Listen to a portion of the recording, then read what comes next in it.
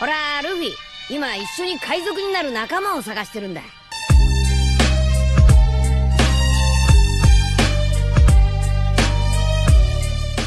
Hello guys, welcome to my channel The Wandering Zoro, your go-to destination for anime-related content. And if you're new here, don't forget to hit that subscribe button and turn on notifications so you never miss out on our latest videos.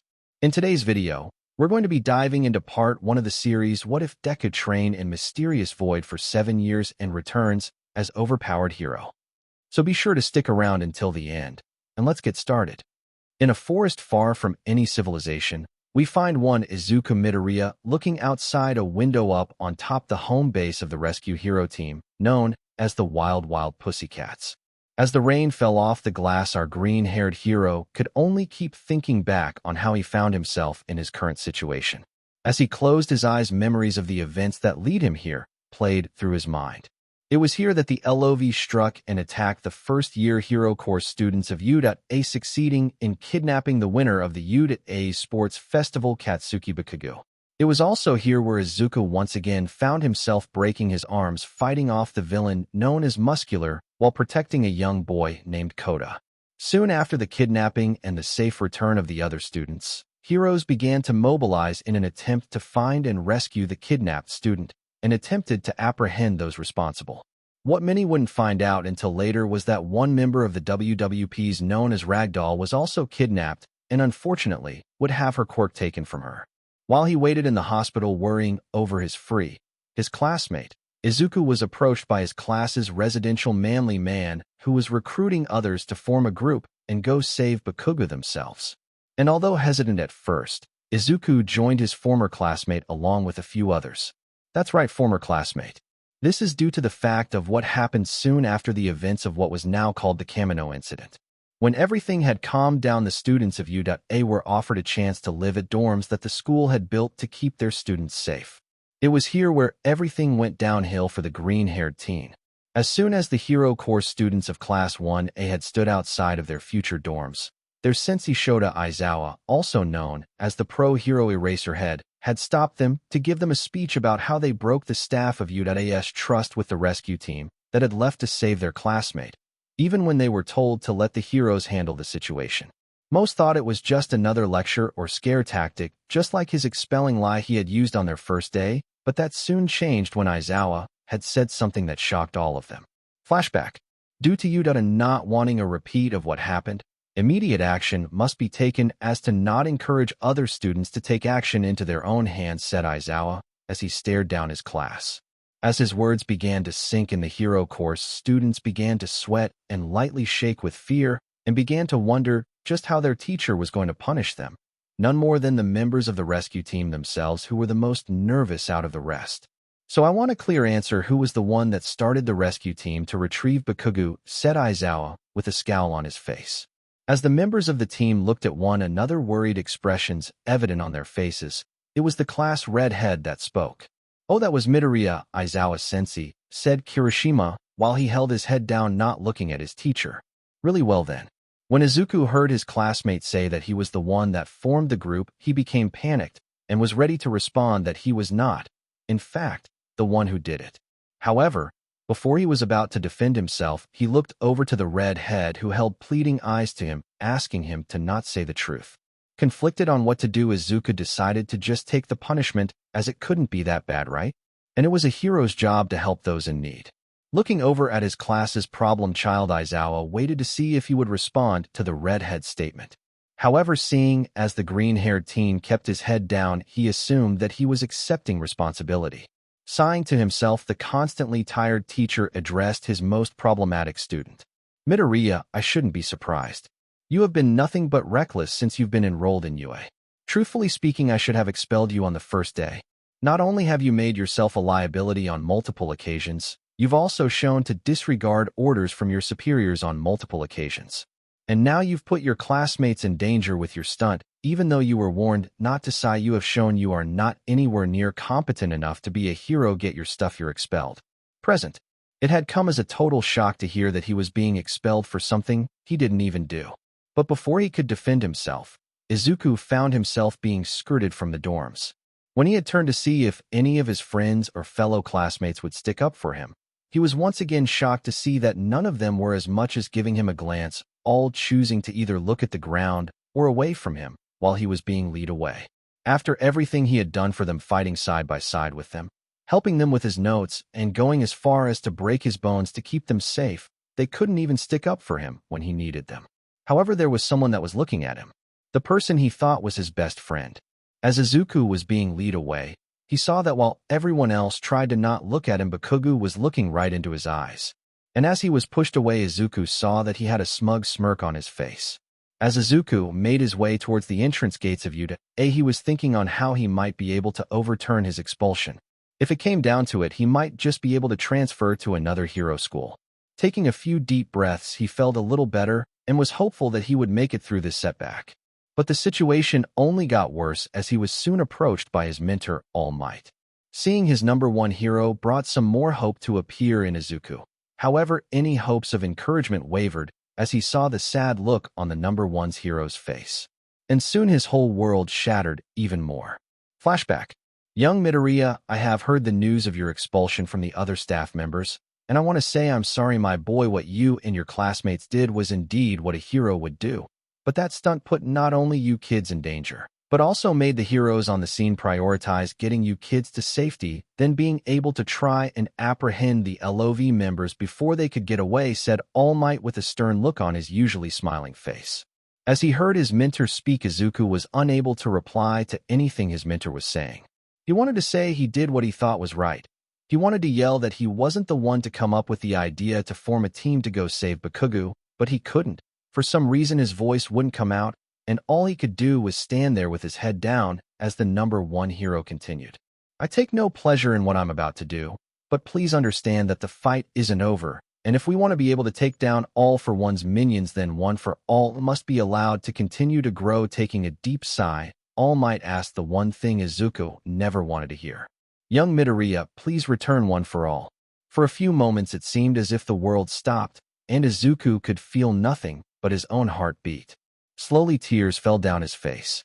These tears hurting worse than anything else he had ever felt before.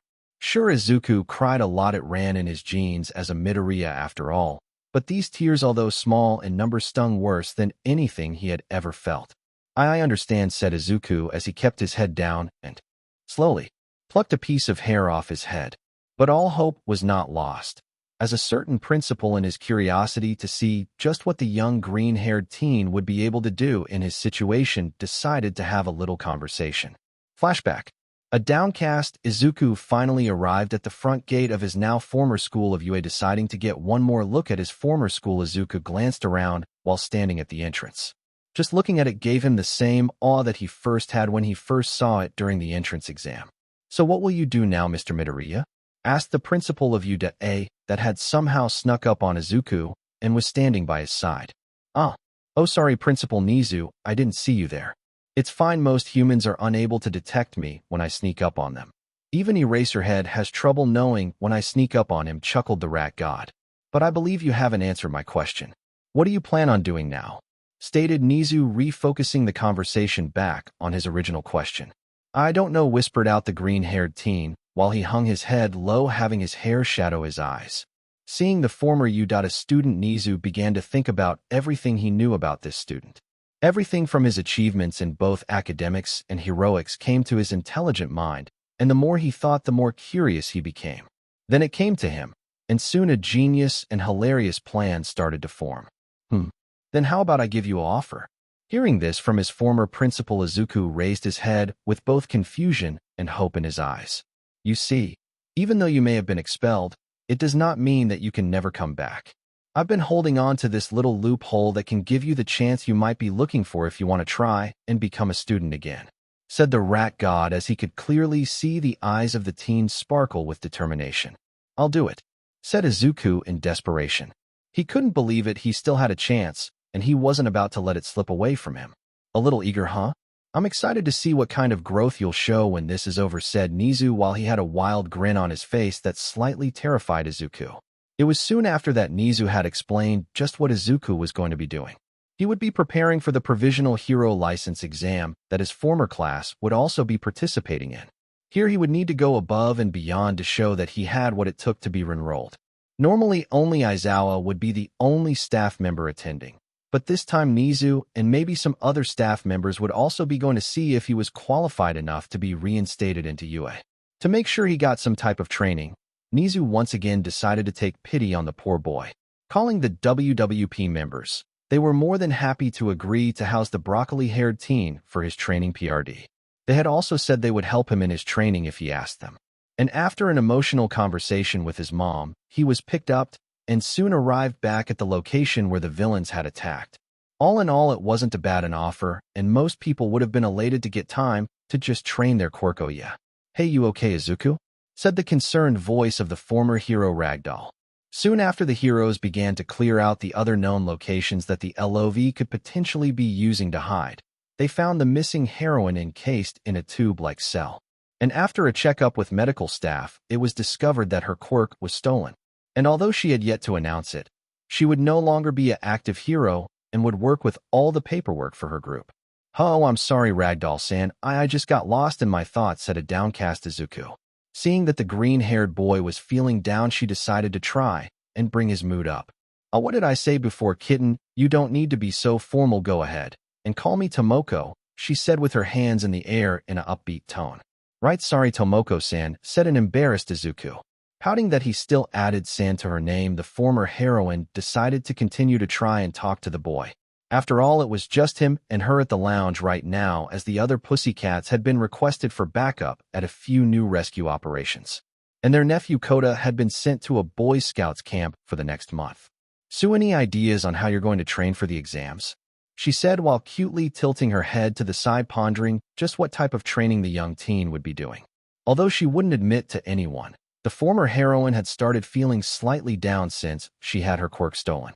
Sure, it wasn't the flashiest of quirks, but she still lost something that had been a part of her for years, and now that it was gone, it just felt as if a hole was left in its place.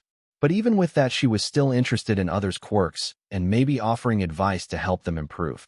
Gaining a glazed look in his eyes, Izuku didn't answer his companion as he was going through flashbacks of his life.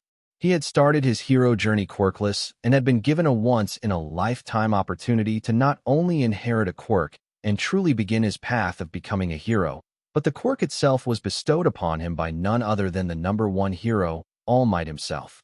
He remembered everything he had gone through on his short journey, from destroying a zero-pointer at the entrance exam to fighting a villain attack with his former classmates. He remembered his heated battle with Todoroki during the sports festival and how he was able to help him gather the resolve to use his fire side. Soon the memories of his internship began to flash in his mind. He gritted his teeth in anger, remembering his fight with the hero killer Stain, where a fellow hero in training and someone he thought was his friend, Ida Tenya, had purposely set out to avenge his brother by trying to take down the hero killer by himself. A barely green hero in training went out of his way to take revenge against someone who professional heroes were having trouble taking down. Seeing as her companion hadn't answered her question, Tomoko shook his shoulder lightly to bring his attention back. I don't have anything really planned out yet, stuttered out Izuku while nervously scratching the back of his head. Chuckling at his antics, the WWP member decided to continue on. If you want any help, I'm glad to aid you the best I can. Tomoko said this while remembering that it was only the green-haired teen and her at the moment. Thanks, Tomoko-san, I'll gladly accept. Smiling at his response, the former heroine decided to call it a night, as she had paperwork to do the next day, and with the rain still coming down, was feeling lazy and wanted to relax. While Izuku himself also decided to head to sleep and figure out his situation tomorrow, he was unaware of just how drastic his life was about to change. The next day, waking up from a dreamless sleep, Izuku sluggishly made his way to the kitchen to cook himself some breakfast. It was here where his mind stopped and his body came to a halt as he realized he had no idea how to cook. After all, to him, being a hero came first, and he believed that he could just learn to cook later on in his life. But now he was realizing that he should have at least learned to cook some basic stuff. So as he made his way, although slower than before, to the kitchen, he was brought out of his thoughts as the smell of food hit his nose. Entering the kitchen, he saw his fellow green head flipping some eggs. Good morning, Tomoko-san. Being caught by surprise, the former heroine jumped in surprise and soon leveled a cute pout at the teen she hadn't noticed enter the kitchen. "Hey, it's not nice to sneak up on people," she yelled out while shaking her arms in the air. "Sorry," said Izuku while sheepishly rubbing the back of his head. "HPM. It'll take more than that for me to forgive you. But for now, just sit down and eat up," offering her a smile of gratitude. Izuku enjoyed his breakfast, all the while wondering of ways on how he could make it up to his fellow greenhead. Later, it had been a while since the two green-haired companions ate breakfast, and soon they both went off to do what their task. While Ragdoll went off to complete more paperwork for the WWP rescue team, Izuku had gone out to complete his daily routine. Even though he no longer had one for all, he still had something to do to keep his body in shape. It was on his run that he began to let his mind wander, and he once again began to think on what he was going to do. He now knew that he had no realistic answer as to how he was supposed to pass the upcoming exam. All his life he was constantly put down for not having a quirk, and now he understood that once he actually received one, he became solely reliant on it. He had no fighting skills, terrible reaction time, and even though he had an impressive physique, he had low strength. The only good things he had going for him were his sharp mind and high stamina. Taking a few minutes to rest, he found himself looking into the never-ending view of trees and nature. Then an idea came into his mind. If he was lacking in survival skills, then what better way to help improve the ones you have than going into an environment that would bring it out? Deciding this was his best course of action, Izuku pivoted around, making his way back to the lounge. "You wanna what?" shouted Tomoko as she was currently shaking the young teen by his collar. "Wait, Tomoko-san, I can explain," said Izuku while he tried to get the emerald-haired women to stop shaking him. "You better have a good explanation, young kitten," said Tomoko, deciding to hear the young teen's reasoning before she decided to continue shaking him. Shaking the cobwebs from his vision, Izuku took a few deep breaths to calm himself. "I have been having trouble using my quirk lately, and I think that by digging into my primal human instincts would help me improve," said Izuku, hoping that the heroine would believe his half-lie. After all, he wasn't lying about improving his instincts, but he had yet to tell anyone that he was now quirkless once again. Sharply staring at the broccoli-haired teen, the emerald-haired woman could only let out a deep sigh, resigning herself to the young kitten's idea. If she still had her quirk, then maybe she could have given him an alternate solution. But since that wasn't the case, and she wasn't confident in herself to provide any advice that could help the green-haired teen regain control of his quirk, she made the decision to allow him to follow his crazy idea. "1 week, I'll give you 1 week to try out your idea, and if I don't believe it's working, then we'll come up with another training method," got it, sternly stated Tomoko, while she poked Izuku's chest, giving her a grateful and a little scared yes. Izuku packed some supplies he would need and made his way into the woods with a determined shining in his eyes. Watching as the back of the green-haired teen disappeared into the environment, the former heroine could only hope that he would be safe and prayed her fellow members returned soon so they could help the young kitten if his idea didn't show any signs of working. Although the older woman also had to push down a light blush on her face as she remembered how tough the chest of the younger teen felt when she had poked him earlier. Hours later, having lost most of his supplies and now taking refuge in a cave so he wouldn't be caught in the rain, Izuku could only let out a disappointed sigh as he thought back on how everything went so wrong. Just an hour after he departed from the lounge, he had encountered a small bear cub. He thought that the cub looked cute and debated on whether or not to get closer. However, as he became lost in his internal debate, he was unaware of the larger bear that stood behind him that was just staring at the small human, seemingly lost in thought. When Izuku finally realized the situation he was in, he panicked and threw his backpack at the larger bear as a distraction and ran as fast as he could. After running fast enough to make some professional runners jealous, Izuku fell on his knees and hungrily gulped air in. After resting for a while and believing that nothing else could go wrong, he soon found himself believing that Kami had it out for him as rain began to fall, and he rushed to find any type of shelter. After a while of running, he found the cave he was currently in on the side of a nearby mountain.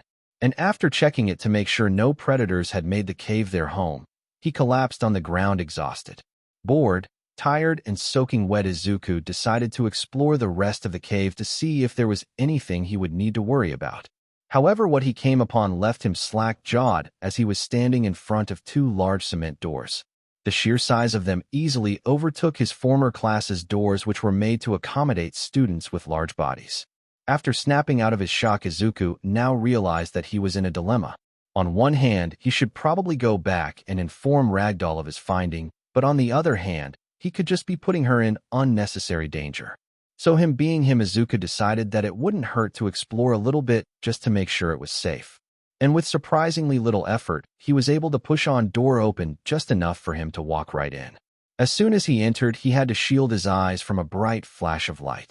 After taking a few seconds to adjust his vision, he soon noticed his surroundings, or lack thereof. Apart from the area he was in, there was nothing but white space that surrounded him. How is this possible? Said a shocked Izuku.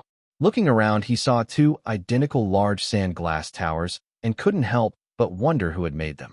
Glancing around, Izuku's eyes focused on a red near the center of the building, and deciding to check it out, he carefully made his way over.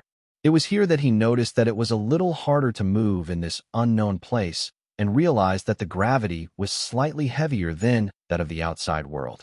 As he neared the red dot, he noticed that it was actually intact, a small podium with a large red button in the center. Getting closer, Izuku noticed that on one of the podium's sides appeared to be words carved in. If you wish to become strong and are willing to go through hell to achieve your goals, press the button. Read Izuku. Thinking it over for a second, Izuku was almost about to turn around and let Ragdoll know about his finding. But soon he was hit with memories that he wished he could forget. From being ridiculed and bullied at a young age, to the memories of feeling helpless against villains just as stained and muscular, to being expelled because he was believed to be the one that set up the team to rescue the loud blonde, and the now emptiness he felt since he returned One for All. Truth be told, he was tired of feeling weak, and he was tired of always being put down, and if this thing had something that could make him strong, then he was willing to go through whatever it took. So finally, steeling his nerves, he put his hand on the button, and with just a light push pressed the button down. At first nothing happened, but it soon changed as Izuku became wide-eyed at seeing the podium disappear. Slightly panicking, he began to look around, trying to find just where that podium went, when he soon looked into the white sky and read what was written in the air. Training will not stop until individual has meet all requirements, whispered out Izuku as he read the words. Deciding that maybe it wasn't the best idea to just press a random button, Izuku quickly made his way back to the doors that had brought him inside. However, when he attempted to open them, he found himself struggling to even make them budge.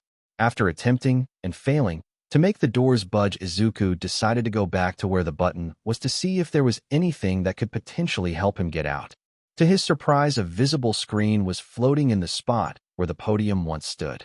After debating whether or not to mess with anything else within this weird place, he eventually decided that he had nothing to lose. Upon getting a closer look, Izuku was surprised that the screen appeared to be that of what a video game's character selection screen. Reading the screen, Izuku was able to identify that each selection had a different difficulty category. Deciding to think over what to do, he began to pace back and forth, becoming lost in his thoughts. It was here that Izuku tripped on his own 2 feet, and in an attempt to catch himself, he shot his arm out. When he landed on the ground, Izuku took a few seconds to shake off the cobwebs in his head. Regaining himself, he turned back to the screen, and what he saw made his heart drop. On the screen displayed 7 different selected individuals, all of which had the title of Devil for their difficulty. Panicking, Izuku once again attempted to open the doors, using everything he had to try and get out. Izuku soon ran out of energy and defeatedly slumped down. As he looked over the white landscape, a bright light blinded him. When he regained his vision, he now saw those 7 individuals standing in front of him. Some looked at him with large grins, while others looked at him impassively, or with a scowl. Gulping, Izuku realized that he was in for a world of hurt. 1 week later, inside the mouth of a damp cave, the sound of old rusty doors creaking open echoed through the walls for a second before silence fell once again. Soon footsteps of a single individual could be made out as they headed towards the opening of the cave. However, before he reached the exit, he glanced back and noticed that the large doors he had stepped out of had disappeared, and all that remained was a slick hard wall where they once were. As he stared at the empty wall, a gust of wind hit his face, snapping him out of his trance, and after a few more seconds of just staring, he continued to make his way towards the exit. Reaching the exit of the cave, his dark green eyes gazed over the horizon of the endless forest he hadn't seen in a long time. He could only wonder just how much had changed since he had been gone. A part of him worried that things had turned out for the worse, but another part only cared to make sure that his mother and the wild PP cats were doing okay and safe. As he felt the cold breeze of the outside world hit his body, making him look down at his current attire. Reasoning that he should change outfits, he touched an intricate tattoo on his left forearm, and soon a bright light began to shine on the tattoo. Soon a regular black t-shirt along with black combat boots and leather gloves fell on the ground. Now fully dressed, Izuku decided to find his way back to where the WWP's lounge was. Closing his eyes, he began to focus on trying to find any human key that he could track down.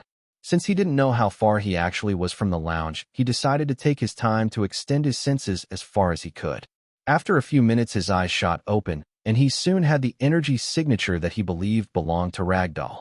But he also noticed 3 other key energy signatures approaching hers. It looks like it's going to be a reunion. Stepping outside the cave, Izuku decided that he wanted to get back to the lounge as soon as possible. So with one large leap, he launched himself into the air and soon found himself above the trees hundreds of feet in the sky. As gravity took hold of him and he began to fall, his body became engulfed in a shiny silver light, and in the blink of an eye all that could be seen was a trail of the same silver-like energy, while Izuku himself could only be seen as a dot in the sky. Wild Pussycats Lounge. You did what? Mandalay, the leader of the Wild PP Cats, yelled out as she was shaking the emerald-haired women. Wait, let me explain, said Ragdoll as she tried to get her leader to stop shaking her. Hearing this, Mandalay stopped shaking her longtime friend and waited for her explanation. Shaking the stars out of her eyes, Ragdoll looked at her longtime friends, all of which had nervous looks on their faces. They had just arrived not too long ago, and when they had noticed they were a greenhead short, asked where he was. But when she had told them on what had happened and his decision on going off alone into the woods, well, they understandably lost their minds. It's like I said, Midori Kitten thought that maybe the reason he was having trouble with his quirk was because he needed to get back in touch with his primal instincts. Sue, tilting her head, Ragdoll was nervously chuckling to herself as her team members just stared at her with incredulous looks. So you agreed to let him go out into the woods? Alone? And with no way of finding him? This time it was Pixie Bob that asked as she was giving her green-haired friend a look of disbelief. Sighing in frustration, Mandalay got their attention. All right, I know we just got back and want to rest, but we need to make sure Midoriya is safe, so let's. Before she could finish giving her team instructions, a knock was heard at the front door. Giving each other confused stares, they all made their way to the door, careful to not make too much noise. Did you order something? Came the whispered question of Pixie Bob, looking at Tiger as she readied to make earth golems. After the whole camp fiasco, all the members were still on edge and didn't want to risk being taken by surprise again. Who would agree to make a DLVRY all the way out here? He whispered back as he also readied himself for a fight. All right, everyone, on 3, 1, 2, 3. Swinging the door open, all the members were ready to attack, but stopped and froze in place at who they saw standing on the other side of the door. Midoriya? It seems I arrived at a bad time, he spoke in a calm tone as he looked at the WWP members who were in their fighting stances, ready to strike as if they were about to fight a villain. Hearing this, all the members relaxed their fighting stances, but still stared at the younger man, unsure of what to do. Standing in front of them was Izuku Midoriya, but definitely different from the last time they had seen him. Not only was he taller and had a more defined muscular physique than they remembered him having, but it was his eyes that looked the most different. No longer did they show fear or any sign of nervousness, but instead his eyes held a cold, almost emotionless/uncaring gaze as he looked at them. Later, as everyone sat in the resting area, all the rescue team members were still staring at the green-haired man who was also staring back at them, no one knowing what to say. So care to explain why you look different than the last time we saw you? Asked Pixie Bob, gaining a really look from her fellow teammates. Glancing over to the blonde women, Izuku held his gaze towards her until he released a sigh. I underwent some intense training, was all he said, gaining more confused and interested looks by the adults in the room. Okay, putting that aside for now. Can you tell us where exactly you went that gave you that intense training? Asked Mandalay, trying to see if they would need to check out this dangerous area and maybe have it quarantined off to keep anyone from accidentally entering such a dangerous place. I am not too sure myself, but what I can say is that it definitely wasn't a normal place. Receiving looks of confusion, Izuku let out another sigh. Let me start at the beginning. When I left for my wilderness trip, I ran into some trouble and found myself inside a cave for shelter. While I was in that cave, I decided to explore it to make sure it was safe, and I found some strange doors. And wanting to investigate to make sure they were safe, I walked through them, and they led me to what I can only describe as another dimension where the laws of physics were different. Looking at the WWP's members' faces, he could see that they were confused. Different physics? Like what? Asked Tiger, taking a clear interest in the young man's tale. Before I answer that, I want to ask, how long have I been gone? He said, looking towards the emerald-haired women. Confused at his question, Tomoko tilted her head and answered him. You were gone for a week, just like you told me you were going to be gone. Why? Widening his eyes, Izuku took in a sharp breath, an action that was not missed by PP Cat members as they wondered about his weird action. While that certainly is some good news, he said, now visibly more relaxed at hearing this piece of information. I'm sorry, but why did you ask how long you've been gone? Did you lose track of time or something? Asked Pixie Bob. Hearing the older blonde's question, the green-haired teen closed his eyes before giving a response. 7. Blinking at what she heard, Mandalay asked the younger man to repeat what he just said. I'm sorry, what was that? For the week I was gone here, he said while spreading his arms out to indicate his current area. I ended up spending 7 years inside that place, unable to get out until I met a certain criteria. Hearing this, the mouths of everyone in the room opened in shock. So deciding to further investigate, they continued asking questions. And what criteria would that be? Asked Tiger. Now glancing at the muscular man, Izuku began to release some type of energy off his body that began to make the rescue team members catch their breath in their throats and slightly sweat. That I'd completely certain types of training until I'm shred everything I could. Stopping the unknown energy, all the members felt the pressure come off their shoulders. Taking a few seconds to recompose themselves, they soon looked at one another, unsure of what to do. Okay, say we believe your story. What exactly can you do now? Said Pixie Bob, still a bit skeptical at the young man's story, but curious at what he was claiming he had learned. Closing his eyes at the question, Izuku began to think about what he could show them. He didn't want to reveal too much to people he wasn't sure trust. But, opening his eyes, he looked at all the members once again. Could he trust them? He had learned so many things that if his knowledge fell into the wrong hands, the consequences could be severe. However, as he continued to look at the rescuer-themed group, his doubts were washed away. After all, these were the same people that didn't hesitate to provide him a place to help him train until the provisional license exams. They had extended a helping hand to him when he was at his lowest, even when he believed they didn't have to. Sighing for what seemed like the 100th time, Izuku stood up and began to make his way to the front door. Wait, where are you going? Asked Ragdoll as all the members also stood up. What I'm going to show you can be quite destructive, and I'd rather not accidentally damage something inside, was all Izuku said as he opened the door and made his way outside. Looking at one another, the pro rescue team members soon followed right behind him. Standing outside in an open clearing, Izuku turned around to see if everyone was there. Seeing as they had all arrived, he got ready. Putting his hands in front of him, he began to focus his ki to the center of his palms. As the WWP members looked at the young man and wondered what he was going, their eyes soon began to widen at what they saw. Slowly, a yellow light began to appear and expand in the center of his hands. The light was so bright that it illuminated the surrounding area. What is that? Asked Mandalay. She couldn't help but gawk at the light orb being formed in the hands of the young man. Looking over to the older women, Izuku answered her question. This is something called ki, also known as latent energy or fighting power. This is a tangible energy inside every living being, with its major focus being in the center of the body. By drawing it out, an individual is able to manipulate it and use it outside the body. Turning around, Izuku locked his gaze towards a rather far tree. Outstretching his right hand, the yellow orb began to further expand until it completely covered his palm. In the blink of an eye, the energy orb shot out towards the tree he had made his target, and the next thing anyone saw was the bright orb collide with the tree before there was a bright flash, and smoke soon enveloped the spot where the tree was. A few seconds later, all that was left of where the tree and energy orb had collided was a severely damaged tree stump, with the upper part of the tree nowhere to be seen. What? Since when could your quirk do that? Yelled Pixie Bob. She remembered that he had some type of strength enhancer quirk when he was training at the camp, so seeing him be able to do something like this just seemed impossible. Looking back to the blonde heroine, Izuku closed his eyes for a moment before opening them again and answering. Never, my quirk could never do something like this. Then how are you? Before Mandalay could finish asking, Izuku summoned another yellow orb of energy into his right hand. I can do this because it isn't a quirk. It's a technique I learned while I was training.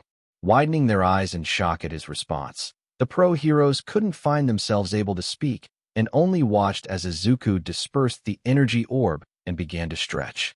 If you wouldn't mind, it's been a long time since I've had a decent bath and slept in a comfortable bed. Could we continue this conversation tomorrow? Asked Izuku, snapping the adults out of their stupors. Sure. Let's just get cleaned up so we can eat and then call it a night, said Mandalay, receiving nods of agreement from everyone. 20 minutes later, inside the man's side of the hot springs, Izuku had finished cleaning himself and was relaxing in the warm water as he let his body relax. Running warm water down his arms, he soon took notice of the many scars that littered up and down his body.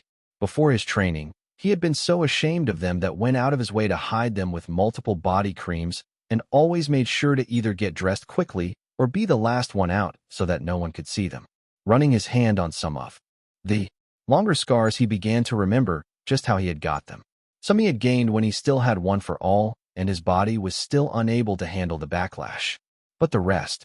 Clenching his hand, Izuku leaned back into the warm water and relaxed his body, letting go of the tension in his muscles.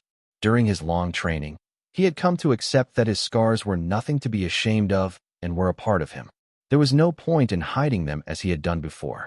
As he sat with his eyes closed inside the warm water, Izuku finally felt his body relax. As he let the warmth come over him, he began to let his mind wander once again. How long had it been since he felt this type of relief? While inside the strange white domain, all he had was a small room to sleep in after his long training sessions, and had nothing more than a water bucket to use to clean himself. He remembered how in the beginning it was torture for him having to wake up, train till he couldn't stand anymore, and then had to struggle in his cooking sessions just to make something edible to eat, clean himself with a bucket of water and sponge, and then he would fall asleep just to wake up the next day and repeat everything all over again. Now that he finally had time to relax, he was finding it a little difficult to fully calm his muscles, so he was focusing on some breathing exercises. He was so lost in his breathing exercises that he almost missed the sound of footsteps approaching him. Looking over to where they were coming from, he was surprised to see the 3 female members of the rescue team, with only towels covering their bodies, leaving little to the imagination, staring at him, 2 showing nervous smiles and 1 showing a grin on her face. "Can I help you?" he asked, confused as to why they had entered the male side of the hot springs. Looking at one another, unsure on who would respond. However, both Ragdoll and Pixie Bob looked at Mandalay, who let out a sigh. "Well, it appears that there is something wrong with the women's side of the hot springs, so we're hoping that you'd be okay with turning this into a mixed hot spring for the time being." Looking at the 3 of them, a question soon came to Izuku's mind. "Where's Tiger-sensei? He's actually the one who knows how to fix the hot springs, so he told us to go ahead first while he sees how big the issue is," responded Ragdoll with a sheepish grin. Staring at the 3 of them for a little longer, Izuku just closed his eyes and nodded his head. "Well then, please excuse my presence." Surprised at his nonchalant response, the 3 women were left stunned for a few seconds, but they soon snapped out of it and quickly washed up and joined Izuku in the relaxing warm water. As all of them were relaxing, Pixie Bob decided that she wanted to try and tease the green-haired teen.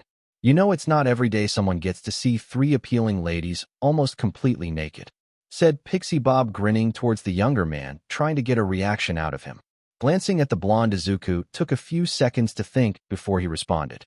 "Don't get me wrong, you 3 are extremely appealing, and any other time I'd probably be slightly embarrassed, but I've spent a long time with only a bucket of water to use to clean myself, so I don't mind the company. In fact, I think it's quite an honor." Hearing this, the 3 women became slightly red in the face at how honest the young man was being. "And besides, one of my mentors would beat the SHD out of me if he found out I refused to be in the same bath as appealing ladies," said Izuku as he closed his eyes, missing the now fully red faces of the 3 older women. "Wait, mentor?" asked Ragdoll, trying to compose herself by changing the topic. Sighing to himself, Izuku knew this would take a bit to answer, so he turned his body to face the 3 women. making them become slightly embarrassed as they had a clear view of his toned upper body, but soon became wide-eyed as they got a clear view of the many scars that ran up and down his body. "Did you get those during your training?" asked Pixie Bob, her tone of voice clearly showing that she was uneasy about the numerous scars that littered his body were. And the more she looked, the deeper she saw some scars went. Looking at them, confused, Izuku looked down at his body and realized that this was their first time seeing his scars. "Oh right, sorry about that, and no, I didn't get them during my training." "What? But you didn't have them the first time you were here," said Mandalay, remembering the time Izuku had walked into her office with only a towel after he had saved Kota from falling, and she never saw any of those scars. "You'd be surprised how effective body creams can be at hiding unwanted scars," was all he said as he nonchalantly shrugged his shoulders. "Wait, so you've always had those?" asked Pixie Bob, pointing towards his scars. Seeing that the three older women had become stiff, Izuku debated on whether or not to just make up a lie to tell them. But after a few seconds of thinking it over, he decided that there was no reason to not tell them the truth. After all, it's not like they could do anything about it now. "I gained most of them when I was younger," he said while stretching out his arms. Confused at his answer, Mandalay asked him to explain. So relaxing back into the warm water, Izuku began. "When I went to the quirk doctor to find out what my quirk was when it started, but not because my quirk was something that would damage my body," he said, gaining a glazed-over look in his eyes as he was beginning to remember some unwanted memories. "Not because of your quirk?" asked a confused Ragdoll. She remembered that it had been Tiger that had been the one to help train the younger man when he had come to the training camp, but she still remembered that his quirk was extremely powerful and had heard that it led to him breaking some of his bones if he wasn't careful. Snapping out of memory lane, he nodded at his fellow green-haired companion and continued. "I was diagnosed as quirkless."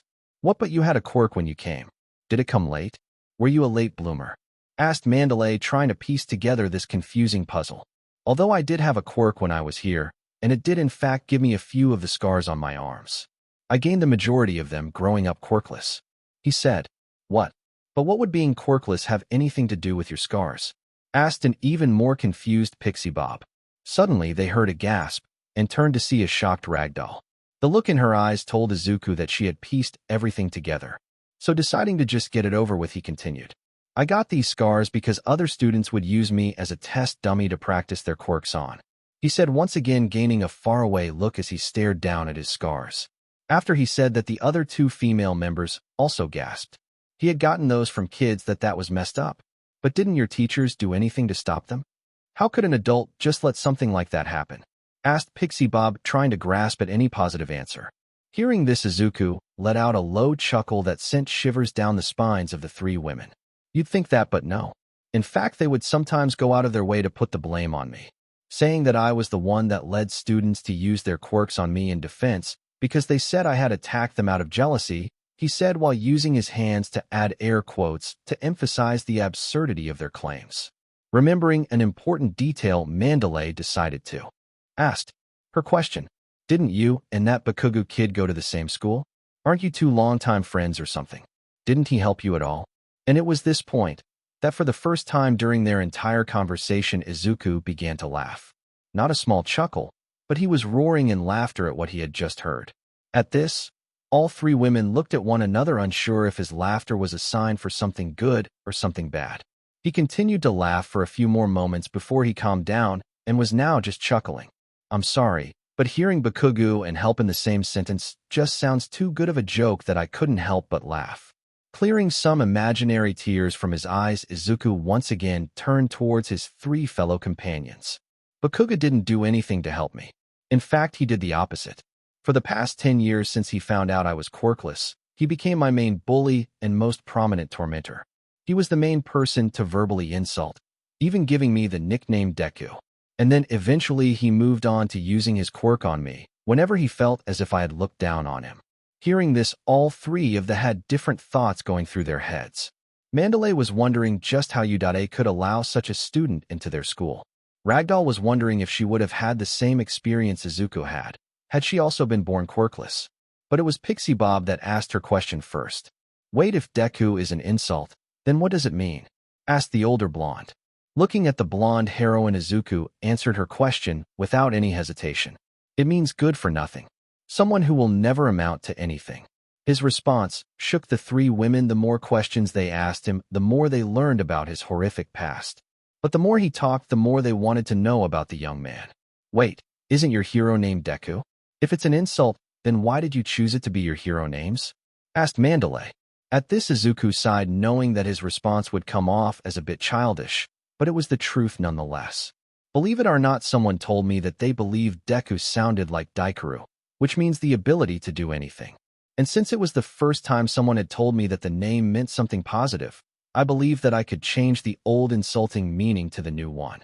Looking at his hands, Izuku began to clench his fist, remembering how none of his former classmates or friends had done anything to defend him, even the ones that were also part of that stupid rescue plan. He frowned and once again got lost in his thoughts. He knew that if it had been Bakugo getting threatened with expulsion, then there would have been an uproar from some of his former classmates. But not one of them stood up for him. Shaking himself out of such what-ifs, Izuku decided to continue and relax. It turned out that they just thought of me as cannon fodder when I needed someone. No one stuck up for me. Hearing this, the three heroines perked up, as they hadn't asked for the reason as to why he was expelled or given this opportunity to make it back into UAS school. So deciding to get more answers, they continued with their questions. You know, we were never told the reason as to why you were expelled. Care to fill us in?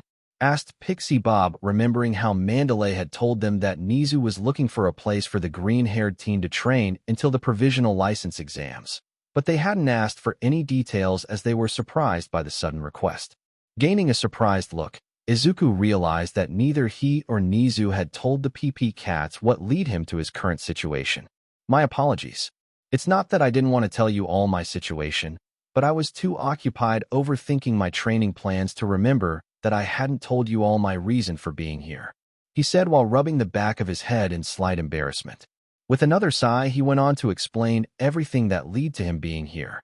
From him being asked by Kirishima to join the small rescue team that went out to save Bakugo, to how he had taken the blame for forming said group, and ultimately being expelled by his teacher, being made an example for others not to try and take actions into their own hands. No one disagreeing or trying to stand up for him, and not once given the chance to defend himself. Needless to say, the three rescue team members were not happy at what they had heard. But if I'm being honest, I'm kinda thankful that everything happened, he said, gaining confused looks for the three women. What? Why would you be glad all that happened to you?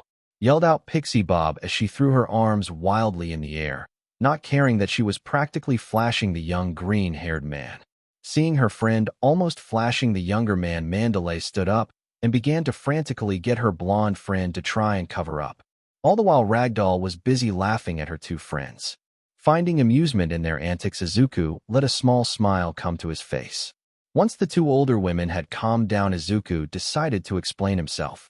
Well, Pixie Bob, to answer your question as to why I would be glad about the events that lead me here, the answer is quite simple. Seeing as he had their attention, he continued. If I hadn't been expelled and given this chance by Nizu, then I would never have had the chance to encounter that white void. It not only allowed me to physically train, but I was also taught some important lessons that I needed to learn, said the young man, closing his eyes and letting a sincere smile come to his face. While he was busy remembering his training, the three female pussycats were still processing everything the young man had told them.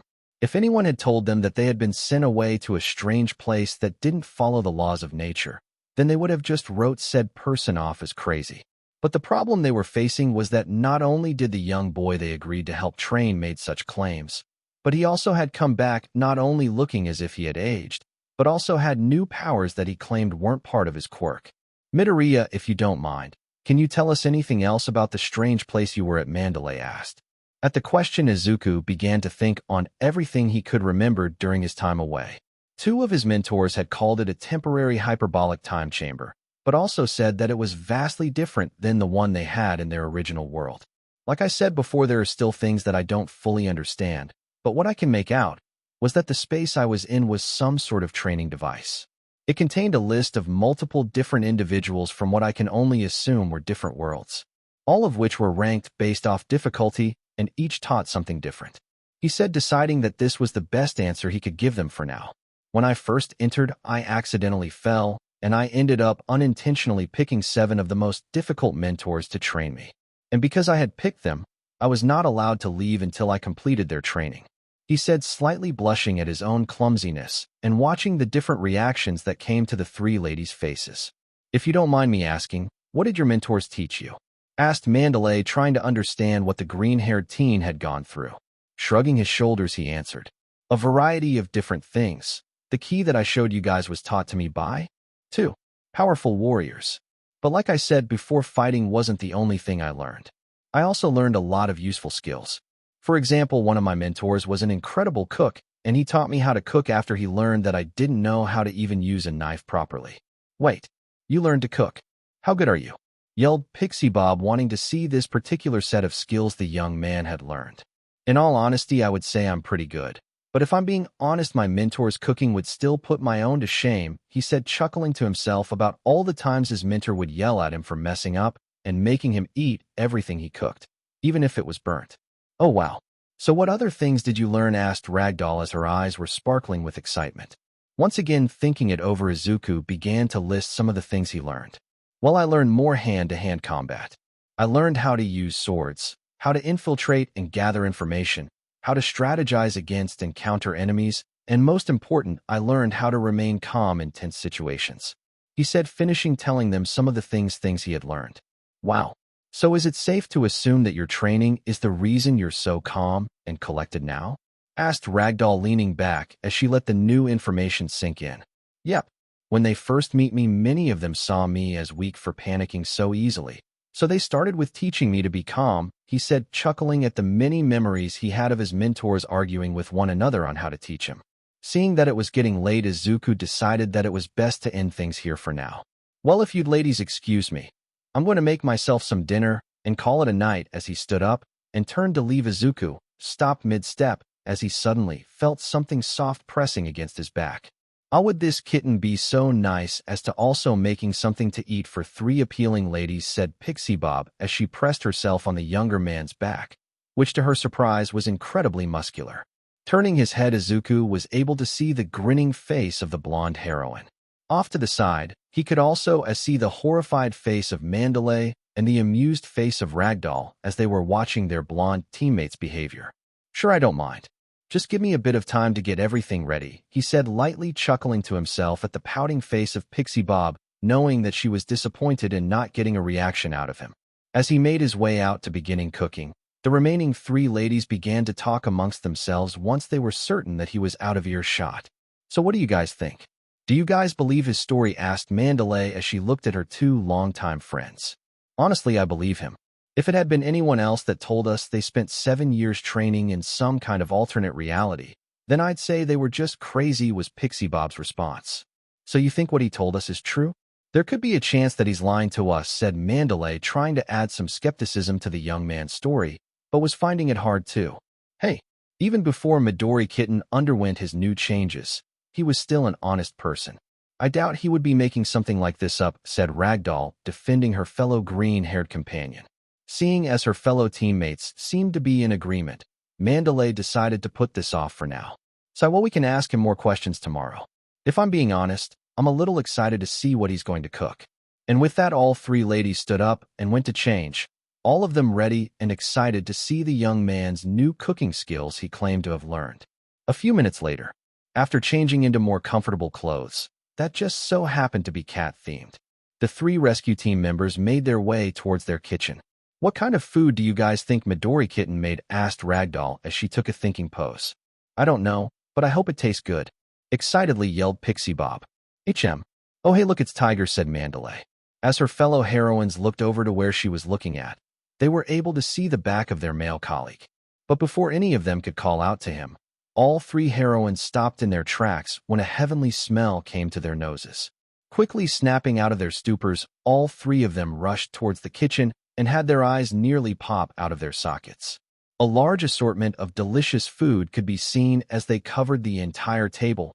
Anymore, and the food would be at risk on falling onto the ground. Wawa, sputtered Pixie Bob as her mouth had opened up so wide that it nearly reached the ground. Well, are you all going to just stand there? Jumping at the sudden voice, all 4 heroes turned their heads towards the voice and saw their green-haired companion leaning against a wall watching them with amusement clear on his face. Before he knew it, Izuku was witnessing his food being devoured by the WWP members. Seeing their happy faces brought a small smile to his face as he enjoyed the looks of satisfaction that were plastered on all the heroes' faces as they continued to eat the food he cooked. 20 minutes later, "That was the best food I've ever had in my entire life," said Ragdoll as she was laying down on the couch. "You can say that again this time." It was Pixie Bob's voice that was heard as she was lazily sitting on her chair. "Well, at least we now know that Murdoya wasn't lying about learning how to cook," said Tiger as he left to finish getting ready for bed.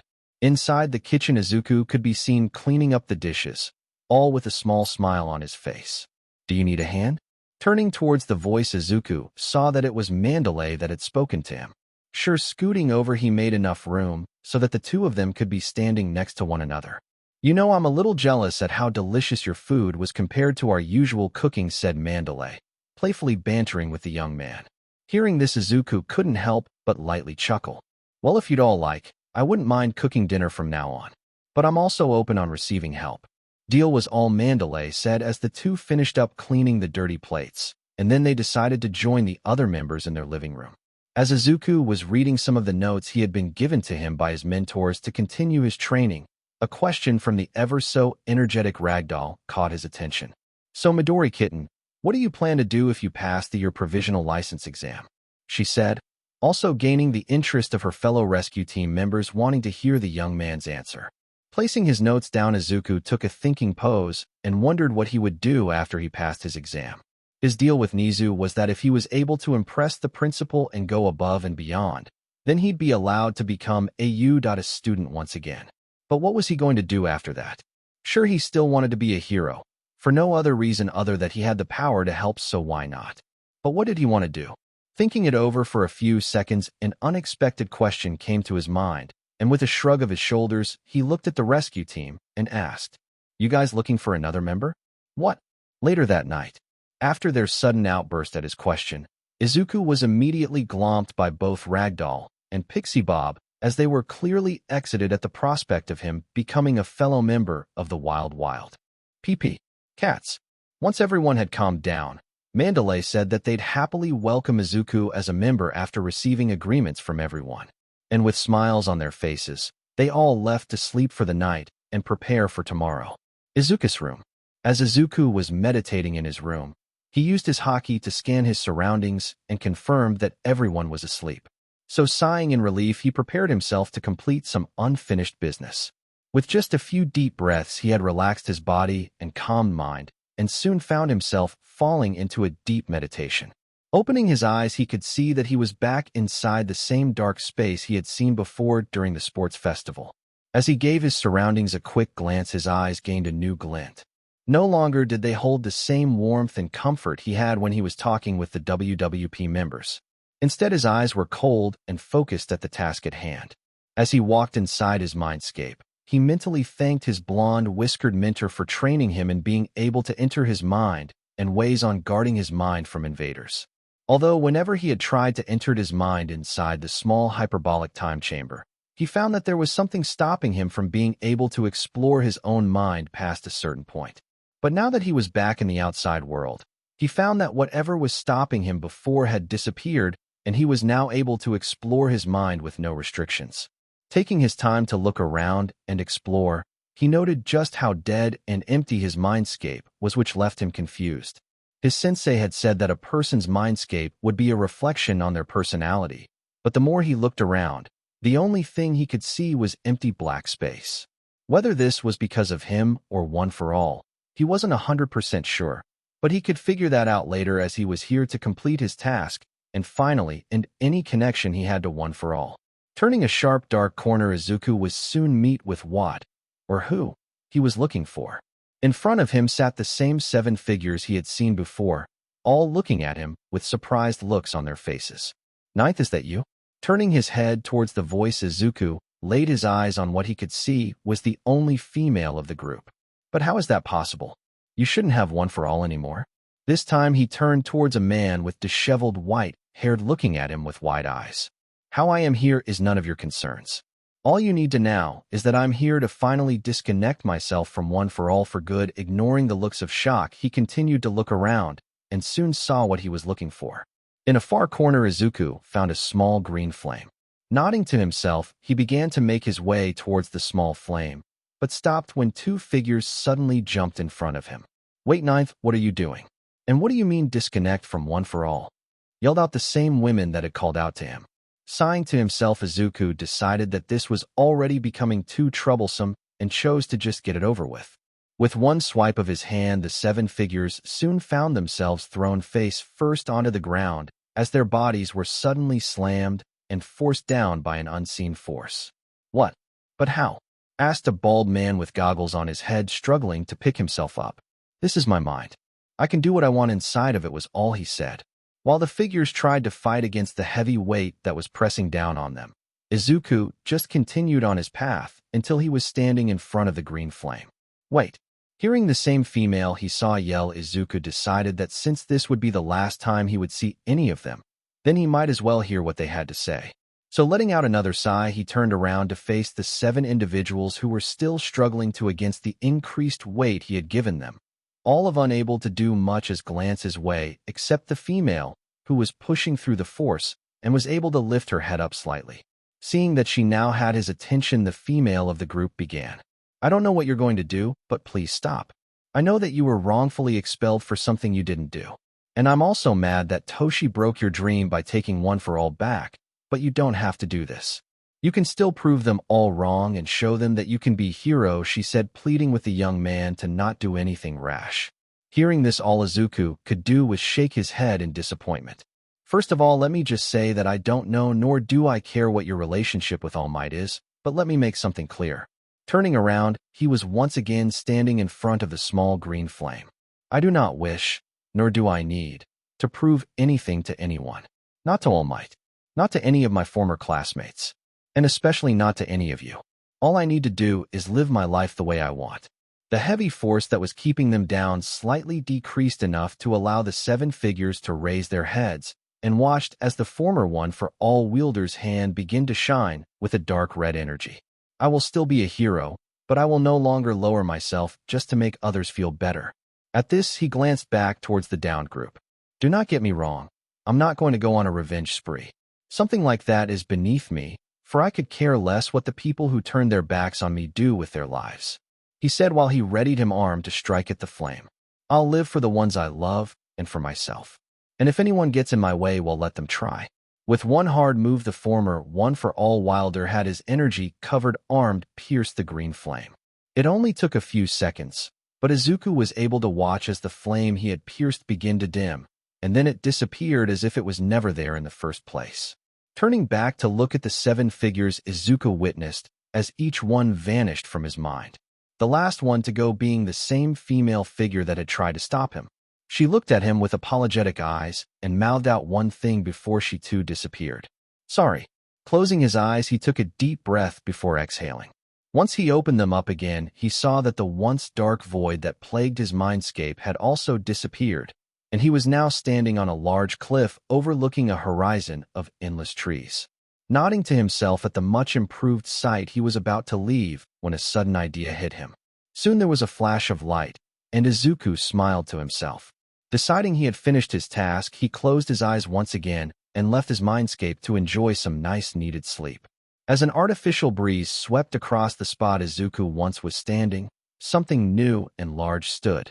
On the cliff now stood 7 different stone statues, all of which honored the 7 individuals that had trained the young man and left an impression that changed his life.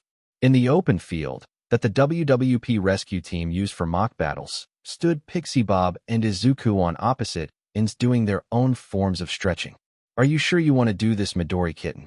"I'm not going to hold anything back," said the smirking blonde as she finished warming up and took her usual fighting stance.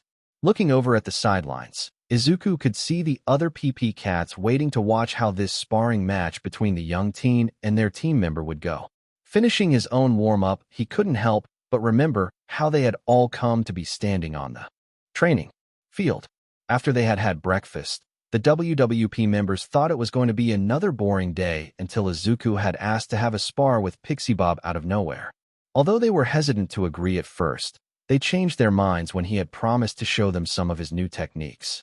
And in the end they agreed under the stipulation that the spar wasn't taken too far. Getting into his own fighting stance, Izuku put his game mode on. "I'm ready for whatever you throw at me, Pixie Bob Sensei." Shrugging her shoulders, the blonde heroine decided to just go with the flow and began the match.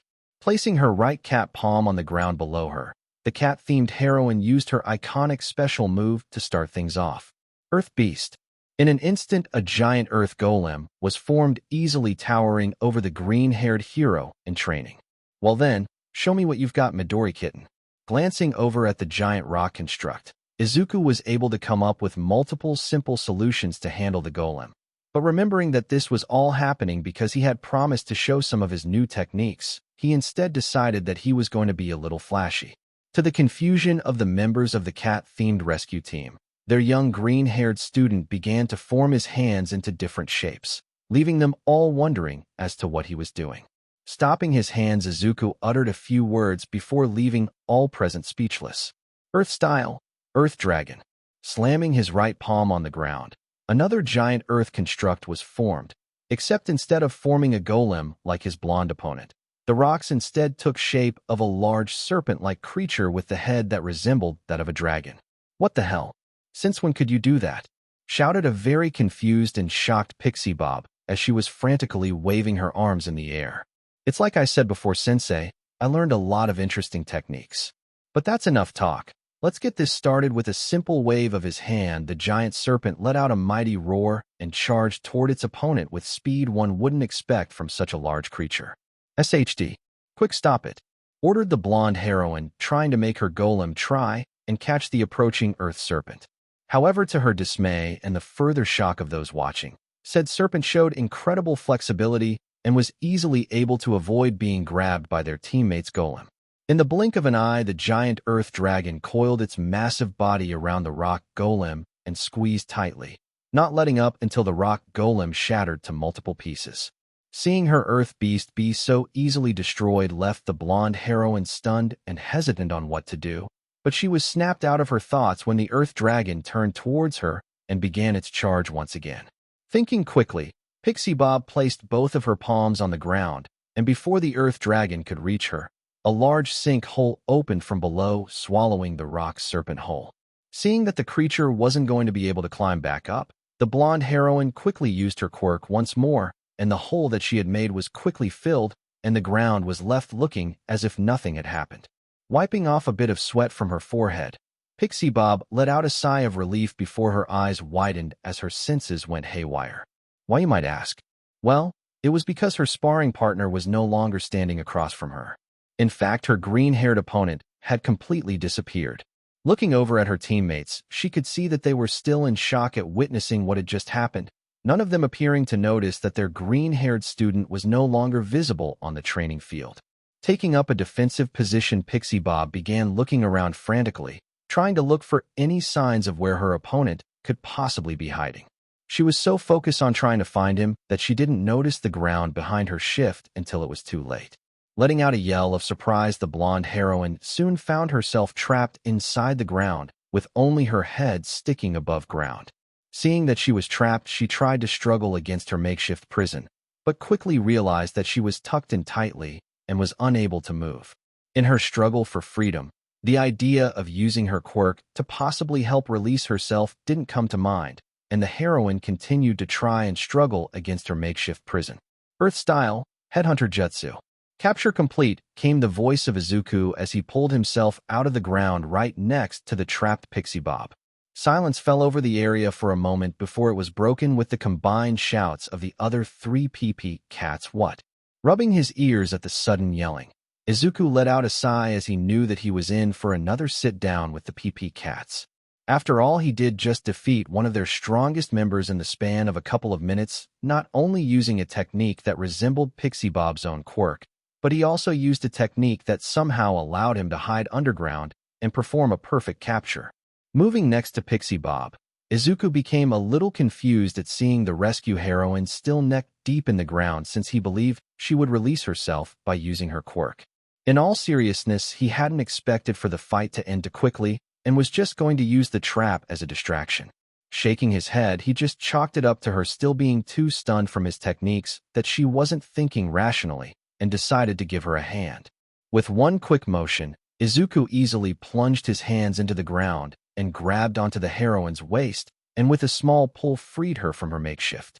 "Let's get cleaned up first, and then you guys can ask your questions afterwards," he said, getting nods of agreement from everyone. After a good shower and changing into some comfortable clothes, Izuku once again found himself sitting in the lounge with the PP cats sitting across from him. "All right, so who wants to go first?" he asked, and got his answer when Pixie Bob appeared in his face and grabbed him by his shoulders. "How could you do that? I mean, I know you said you learned new skills, but you did something just like my quirk," yelled Pixie Bob as she tried, but failed, at shaking the young man in front of her. Gently getting out of the blonde's grip, Izuku responded to the question with the best answer he could give at the moment.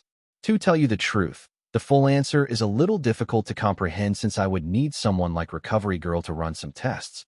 But the short answer is that I'm able to use a special type of energy called chakra that I can mold into doing a variety of things, some of which allow me to form attacks that give me some control on the elements like the Earth Dragon I used to defeat your Earth Beast." Letting the answer sink in, the rescue team members soon had confused expressions at his response, not fully able to understand what he meant by needing someone like Recovery Girl.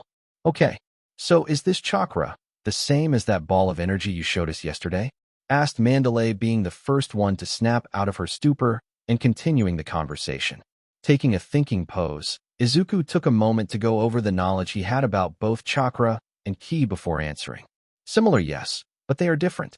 Although ki can be more destructive when it comes to fighting, it doesn't have the same versatility that chakra has. I would also say that ki is easier to learn, while in contrast, you need constant practice and training in order to use chakra properly," said Izuku while taking out a notebook and flipping through some pages before stopping. Turning it over, the PP cats could see detailed images of hands performing different shapes with the names of said shapes written under them. The biggest difference is that one needs to use hand signs in order to help mold the chakra into what they want. And even though I've gotten good enough that I can perform a good number of my techniques without the use of a lot of hand signs, some still take me longer than I would like, he said, not missing the looks of surprise on all the cat-themed heroes' faces. Well, other than the difficulty difference, would it be possible for you to teach others how to use this chakra or ki energy? Asked Ragdoll, who he noticed had a certain glint in her eyes. Looking into his fellow green-haired companion's eyes, Izuku almost flinched at the desperation in Ragdoll's eyes. Even if she tried to hide it behind her usual smile, he could tell that the loss of her quirk was still hitting her hard. And he knew from experience that being quirkless was not going to make her life any easier. "I could probably train someone in ki without much difficulty," he said, and could see that Ragdoll's face lit up with excitement. "But chakra is out of the question for now," he said, gaining raised eyebrows. "Really, why?" asked Tiger, who had been silent throughout the entire explanation and decided to participate in the conversation. "Like I said before, Tiger-sensei, it's hard to explain, and I'd need Nizu and Recovery Girl here so that they can confirm my statements. But I doubt we'd be able to do that right now, since they are probably busy," stated Izuku. Hearing this, an idea popped into Tiger's head. "Well, we're running low on some supplies. How's about I give Nizu a call and see if he and Recover Girl can come back with us so they can run those tests," said Tiger, getting agreements from almost everyone. "Wait, why don't we just take Midoriya-kun to Udae so he could get tested there? Wouldn't that be easier?" asked Mandalay. "Well, to be honest, Mandalay-sensei, I'd rather keep any findings between this group.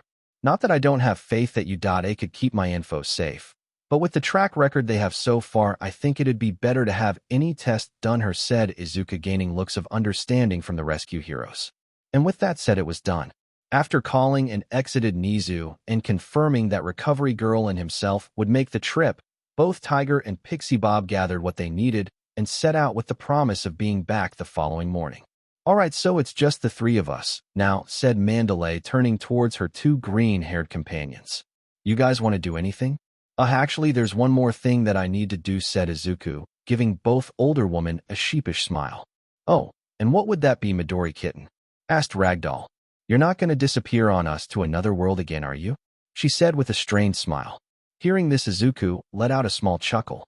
"Well, I'm sure that it won't take too long, but I'm going to be honest. What I have to do will require me to disappear for a bit, he said, earning worried glances from both women. Midoriya, we can't have you constantly disappearing on us. What would happen if you end up in some sort of trouble, and we can't help you because we don't know where you are, said Mandalay, really not liking the idea of the young man disappearing on them again. Hearing this, Izuku gave the older woman a small smile. I know that you're worried, Mandalay-sensei, but I promise that this will be the last time. Hearing him say this, both women glanced at one another, uncertain on what to say. Looking back at the young man, Mandalay could see the clear confidence and determination in his eyes and couldn't help but trust that he would be able to handle himself against any danger. Letting out a frustrated sigh, Mandalay decided to put her trust in Izuku. All right, but make sure that you don't get into any trouble, she said, pointing a cat-pawed finger at the young man. Giving her a firm nod, Izuku was about to leave and prepare for his departure, but was stopped when he felt a hand being placed on his shoulder. Looking back at Mandalay, he felt a bit of sweat on his forehead as she was giving him a sweet smile that radiated danger. And when you get back, you're treating Ragdoll and me to your cooking as an apology for making us worry so much. You got it, mister, she said, while both Ragdoll and her gave him pointed glares, daring him to challenge them. Hi, he said while holding his hand out in a surrender manner. Standing back out in the training field, Izuku was finishing going over the notes and information he was given by his two ninja mentors on how to perform the summoning jutsu. Off to the side stood Mandalay and Ragdoll, looking on with interest as they watched him finish and seal up all his notes into the tattoo on his forearm. It's still weird watching him do that, said Ragdoll, remembering how they had freaked out the first time Izuku had taken out some of his notes by touching his tattoo. Yeah, hopefully his mother doesn't go to crazy when she sees that her son has a tattoo, chuckled Mandalay, remembering how when they had pointed this out to the young man, he had gone white as a ghost. Finishing his preparations, Izuku took one more look towards the two women standing on the side, letting a small smile appear on his face. Shaking his head, Izuku decided it was go time. Taking a deep breath, he began to call upon his chakra and was soon covered, head to toe, in a shiny blue light. In one fluid motion, Izuku bit his thumb, instantly tasting the metallic flavor of his BLD. Quickly, he went a couple of hand signs until he dropped his palm with his bloody thumb to the ground. Summoning jutsu. Suddenly, a large seal array formed on the ground around him. Without warning, a large puff of white smoke soon covered the entire field, leaving Mandalay and Ragdoll unable to see anything in front of them for a few seconds. After waiting a few moments for the white smoke to disappear, both women were able to see the now empty field. Come back safe, both of them thought as they made their ways back inside. Location. Feeling his body stop spinning, Izuku tried to compose himself, but the smoke that was produced from the jutsu was making it more difficult than he thought. Cough, cough, dang it. Why didn't Naruto-sensei or Sasuke-sensei say it was going to produce so much smoke, said Izuku as he was finally able to see his vision clearing up as the smoke disappeared. Looking around, he was surprised at seeing that he was transported to some kind of wilderness that had a large open lake with large hills spanning the entire area. Closing his eyes, he tried to use his haki to see if he could find anything that could possibly be his possible summoning creature. But to his surprise, he couldn't feel anything around, no matter how far he stretched his haki or his senses. As he was about to plan his next move, when he suddenly went on high alert, as a large, unnatural thick fog began to cover the entire area, leaving Izuku barely able to see 5 feet in front of him. Without warning, a large roar rang out, making Izuku take a fighting stance, ready to fight the possible threat. He once again tried to use his haki to find where the roar came from, but stopped as a large shadow flew over him and landed not far from his location. As Izuku was about to make an attempt to see what the shadowy creature was, a sudden gust of wind struck the surrounding area, dispersing all the fog. Realizing that he could now see his surroundings, Izuku quickly turned towards where the shadow landed. However, what he saw made his body stop in place, and his brain ceased to function at what he was looking at. Made by SleepYotter713 on Reddit. In front of his very eyes was the biggest creature he had ever laid his eyes upon. The mere sight of the humongous creature made the young man instantly realize something that slightly shook him to his core. Of all the heroes and villains with gigantification quirks he had witnessed and had taken notes of over the years of his life, He realized that they could slash would never be able to match or come close to the incredible size of the dragon in front of him. However, Izuku wasn't the only one staring at the being in front of him, as the silver dragon was also taking its time and studying the small human in front of it. When it was clear to the dragon that the human in front of it wasn't going to make a move, it decided to take the first step. To Izuku's utter shock, a loud but soothing male voice spoke inside of his mind. "Human, how did you enter this realm? None of your kind should be capable of crossing over between our realms." Still taken aback by the sudden voice, it took a few moments for Izuku to realize that the voice he was hearing in his mind was coming from the silver dragon in front of him. Taking a few deep breaths to recompose himself, Izuku decided that it was now or never. Cough cough, a mentor of mine taught me a technique that would allow me to form a summoning contract with a creature most suited towards me. He said that either the creature would be summoned to my real or I would be sent to its realm, said Izuku, having steeled his nerves as to try and not show fear. Interesting. Even with the long life I've lived, I have never once heard of or seen a technique able to travel between realms. Arching its head to the sky, the silver dragon looked as if it were basking in the sunlight as it continued to talk with Izuku through their mental link. "If what you claim to say is true, human, then you being brought to the home of the dragons must mean that you have some connection with us." Lowering its head, the silver dragon was now face to face with Izuku. Taking another look at the small human in front of itself, the giant dragon couldn't help but take a great interest in the young green-haired human. "So tell me, young one, if I were to agree to form this summoning contract with you, what would this contract between us dragons and you consist of?" Gaining a red glint in his eyes, Izuku reran through all the notes he had taken about summons and the contracts they formed with their summoners in order to give a proper answer. Standing up straighter than he had ever had before, Izuku responded with no hesitation in his voice. "If we were to form a contract, then it'd be a partnership between us." Hearing this, gained the curiosity of the silver dragon, and it began to pay closer attention to the small human's words. "Although I would be able to summon a dragon to aid me in things such as fights, maybe provide transportation, or even if I just want to ask for advice, the dragon summoned would not be required to fulfill any of my requests and could return back to their home.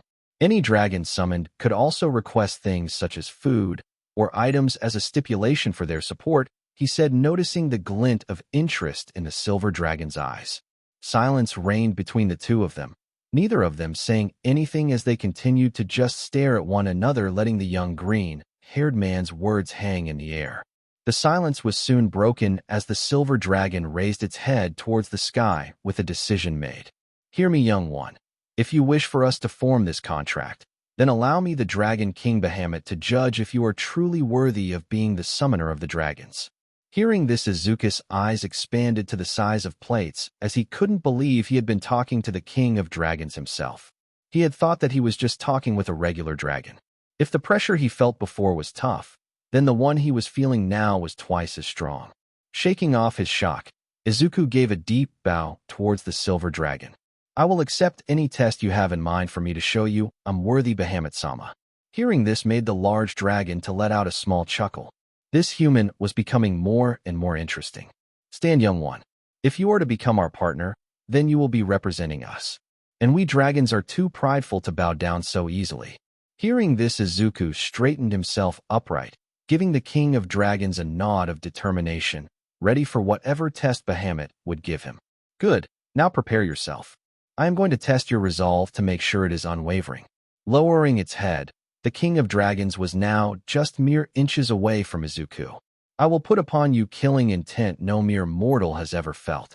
If you are able to withstand it, then you will be allowed to form this summoning contract with my fellow dragons. I put this upon my name, Bahamut, the King of Dragons." Hearing this, Izuku continued to maintain his eye contact with the King of Dragons, determination clear in his eyes. "I'm ready." In an instant, Izuku found himself kneeling on the ground, his body shaking as it struggled against the incredible pressure that was put upon him. Thankfully, due to all the heavyweight training he had undergone, he was able to keep himself from being face-planted into the ground. As he was struggling to get his footing back, Izuku couldn't help but admire the amount of pressure the King of Dragons was releasing. Izuku knew that if it had been anybody else in his position, they'd probably have just passed out without putting up much of a fight. But Izuku Midoriya was not just anybody else. From his kneeling position, small, almost unnoticeable, sparks of black lightning began to appear around his body. As the Dragon King watched the green-haired human on the ground, his curiosity piqued when he began to witness something else he had never seen before.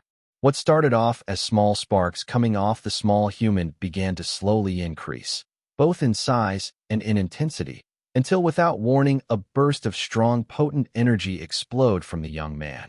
Placing his hands on the ground, Izuku began to force his body upwards until he was able to stand on his feet again, while continuing to have his haki clash with the Dragon King's own. Impressed and surprised by the small human, Bahamut decided to continue his test and increased the pressure past the point he knew would leave most of his fellow dragons unconscious on the ground. However, instead of seeing the green-haired boy fall back down, he instead observed something he would not forget for years. As the increased pressure hit his body, Izuku decided that now was the time to get serious. In an instant, his body became engulfed in bright light. Keeping his mind focused, he began to merge his two energies together until the white energy that had surrounded him turned a dark red, and soon Bahamut's and Izuku's energies began to clash with greater intensity. For what felt like hours, both energies clashed with one another with such ferocity that the air around both dragon and human began to make cracks, making it appear as if there were rifts opening around the two of them. Feeling sweat forming on his body, Izuku began to wonder how much longer he could hold out for until, without warning, the pressure of the King of Dragons stopped. Seeing that the Dragon King's test was over, Izuku took in a deep breath, releasing the tension from his muscles, and seconds later his own energy disappeared as well. Young one, in all my years of life, I have never once witnessed anything like what you have shown me today. A mortal able to travel through realms and able to withstand pressure that most of my fellow dragons would not have been able to withstand themselves is something I would never have imagined possible. Hearing this, Izuku couldn't help but feel his sense of pride increase at receiving such praise from the ruler of dragons himself. You have more than shown me that you are worthy of forming this summoning contract with the dragons. Step forward, young one. Doing what he was asked, Izuku was once again face to face with the great silver dragon. To his confusion, the King of Dragons opened his mouth, until out of nowhere a torrent of white flames shot out and completely engulfed him. Closing his eyes, Izuku readied himself for the pain he expected to come. But after a few seconds of not feeling anything, he reopened his eyes and saw that instead of the white flames burning his body, they instead began to move towards his back until the flames disappeared, leaving him standing there as if nothing had happened. Come, young one. As our first ever dragon summoner, you will need to meet the others. And fear not, as I have blessed you with the symbol that represents you as our champion. So no dragon will attack you. Nodding his head, Izuku was unprepared for when Bahamut placed him on top of his head.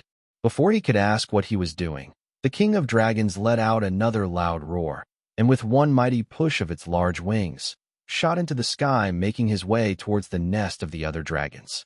While on the head of the silver dragon, the green-haired summoner couldn't help but to take in the stunning view of the dragon's realm. WWP's Lounge, 10 p.m. So how long do you think he'll be gone? Came the voice of Ragdoll, who was relaxing on the sofa with Mandalay a few feet away from her reading a book. Letting out a deep sigh, the brown-haired beauty just shook her head. Well, it's almost midnight, so I'm guessing he won't be back till, hopefully, tomorrow morning, she said, standing up and stretching out some of the knots she had gained from sitting for so long. Yeah, you know, it's still hard to believe just how different Midori Kitten has become, said Ragdoll, looking outside towards the seemingly endless forest, gaining a faraway look. Chuckling a bit, Mandalay couldn't help but gain a faraway look as well, as she began to remember her first interactions with the young green-haired teen. Yeah, he was such a cute stuttering mess when we first meet him. Letting out a deep sigh, Mandalay gained a worried look on her face. The him now and the him back then are as different as night and day. He's so much more reserved than he was before. True, but I can't really blame him for such a drastic change. He's been through things that nobody his age should have to go through, said Ragdoll, recalling the conversation they had with the green-haired teen in the hot springs, where he had told them about how he had gotten the scars on his body.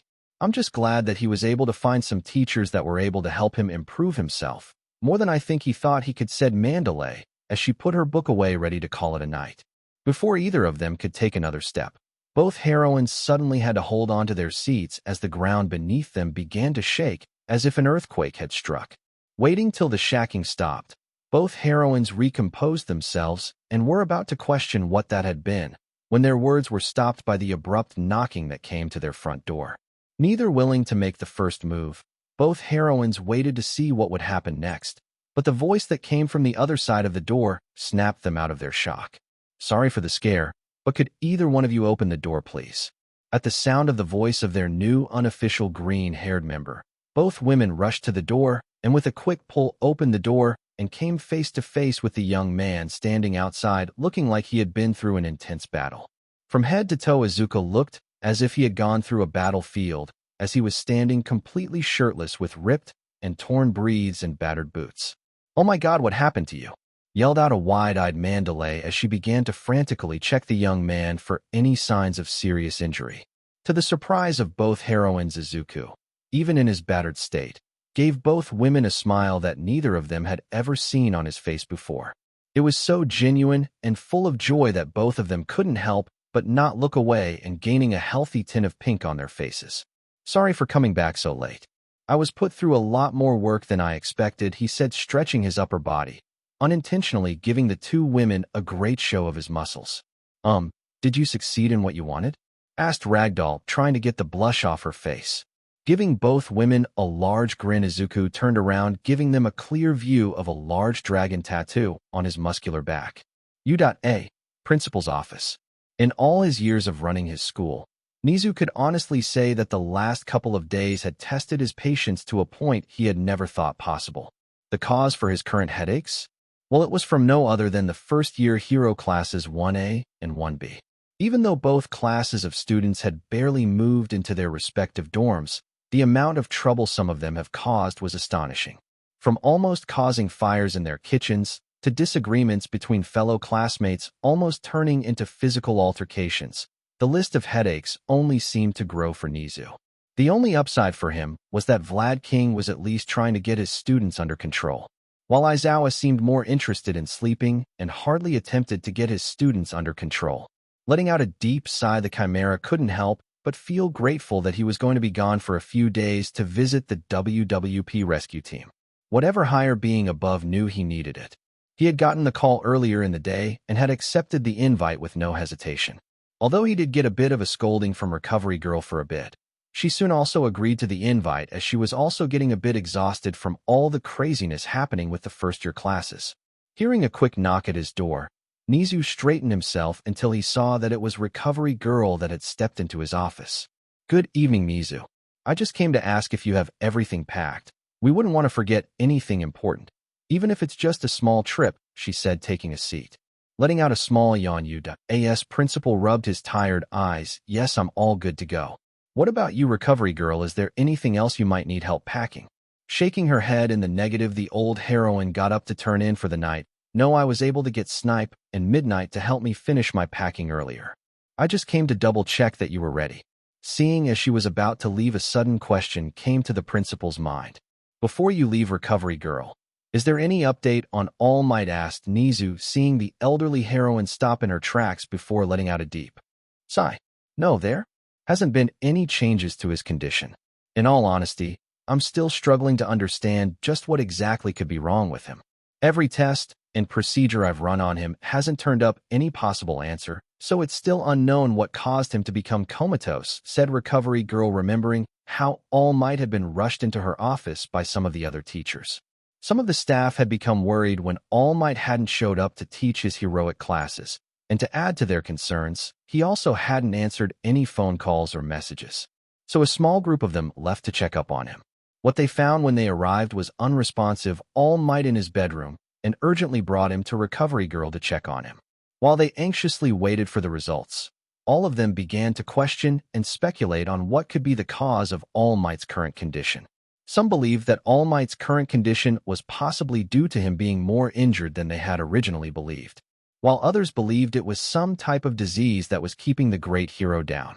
However, When Recovery Girl had returned and said that she had no idea as to why he wasn't waking up, that each test she ran on him produced the same results as the last test she had performed on him, left even Nizu stumped as to what was wrong with All Might.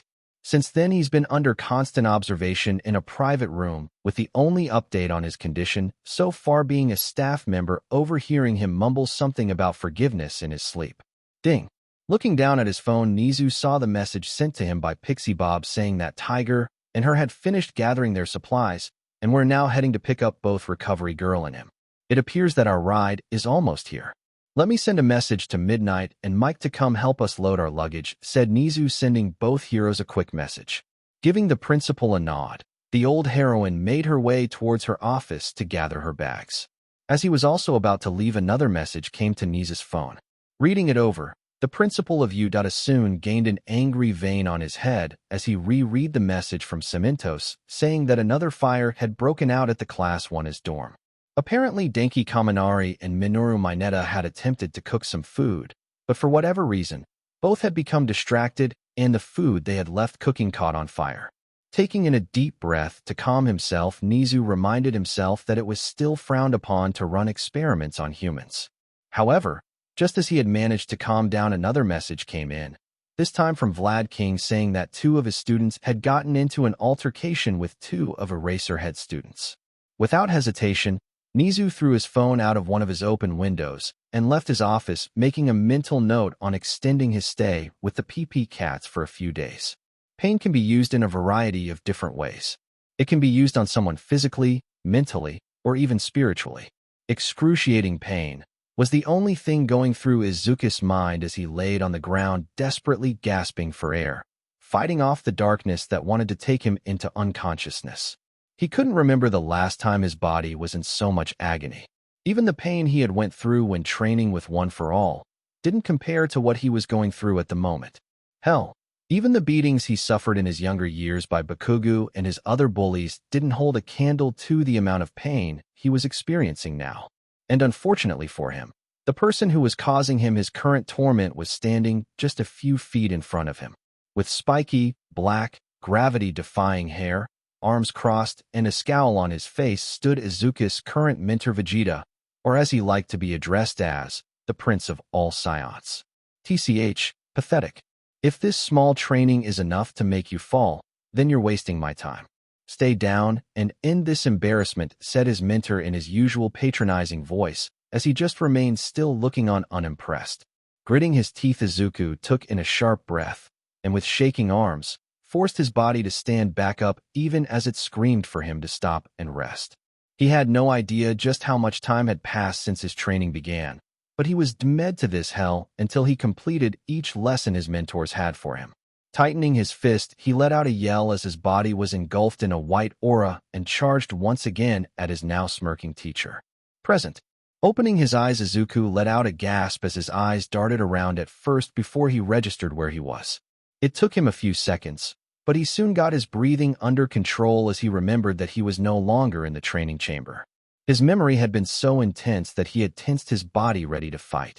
Taking a few more deep breaths, he looked towards his clock. No way I'm going to be able to fall back asleep. Might as well start my day. Putting his hands in a cross seal, he channeled some chakra, and with a puff of smoke, a clone of himself stood in front of him before it made its way towards the kitchen. Its job of preparing breakfast for everyone already understood. After changing into some light workout clothes, he made his way outside, and to his surprise, he was met with both Mandalay and Ragdoll, each doing their own type of light stretches.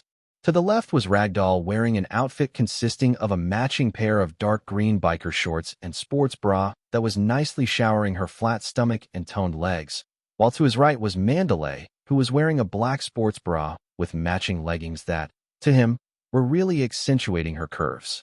Shaking his head of those thoughts, he was about to leave the 2 heroines to their own when his appearance became noticed by his fellow green-haired companion. "Morning, Midori Kitten. Come join us," yelled out Ragdoll as she waved towards her young student.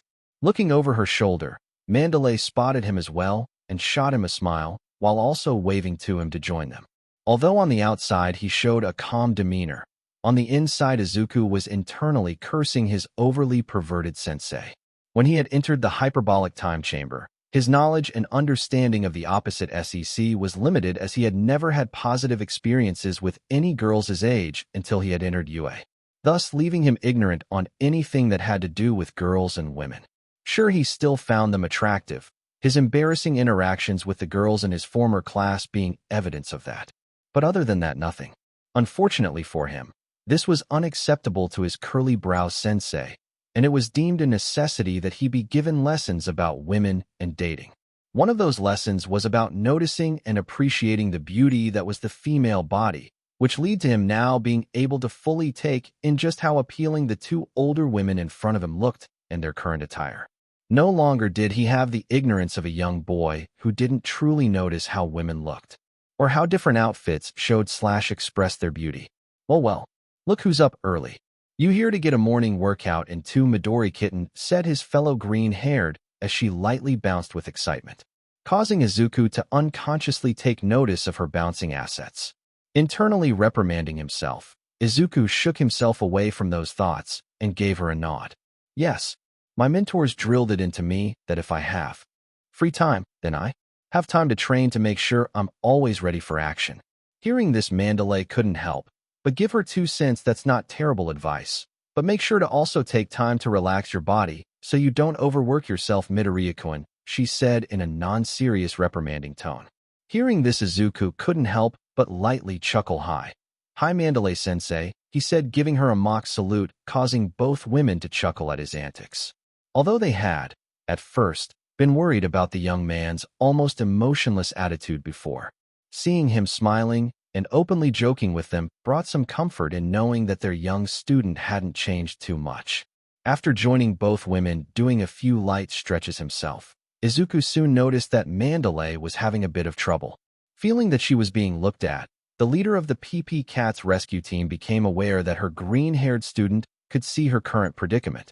If you don't mind, could you give me a hand, Midoriya-kun? She asked as she remained sitting in her current position. Giving her a nod, Izuku kneeled behind her and was gently helping push her upper body forwards as she completed her stretch. However, as she stretched her body further, he had to lean forward, making him unintentionally begin to lean his upper body on top of her. As he kept helping, he soon realized his current position with the cat-themed heroine underneath him and was fighting off thoughts that he continued to blame his perverted sensei for putting into his head. Unbeknownst to him, the telepath-quirked heroine was fighting a blush of her own, as the closeness between their two bodies was allowing her to feel just how incredibly muscular Izuku's upper body truly was. Thank you, Midoriya-kun. I'm all done, she said, getting up and taking a few seconds to bring down the flush on her face.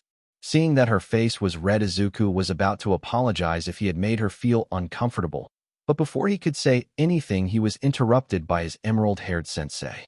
Are you going to join us, Midori Kitten?